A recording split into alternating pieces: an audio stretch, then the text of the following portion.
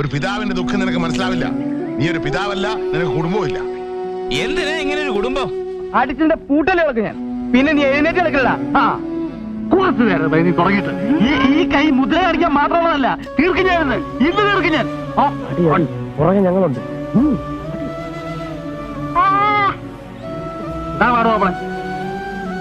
ഒത്തില്ല, എന്താണ് ഒത്തില്ല. പേടിക്കണ്ട, നീ തൈസി ചവിട്ടിക്കോ. ആദ്യം തൈസി ചവിട്ടും, പിന്നെ ഷോൾഡറിക്ക്. അങ്ങനെയാണ് വിങ്സ്. 3 കൊല്ലം മടിപ്പിച്ച മിസ്റ്റർ പോഞ്ഞിക്കരി ഇത് വെറുതെ അല്ല. ഇങ്ങനെ ഒരു കുരുപ്പിനെ ഞാൻ കണ്ടില്ലല്ലോ. ഇതിനെ നീ ഇപ്പിണ്ടാക്കിയതാണ്.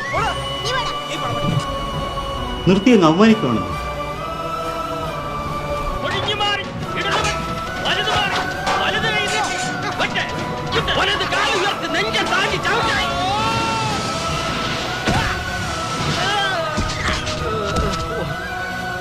ഒന്നുകിൽ ആശാന്റെ നെഞ്ചത്ത്, അല്ലെങ്കിൽ കളരിക്ക് വെളിയിൽ.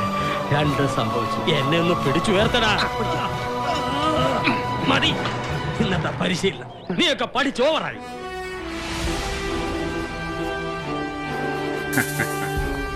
ഞാനില്ല കൂടെ.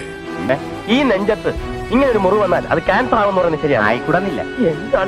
എന്തായാലും കുറച്ചുകൂടെ വഴി.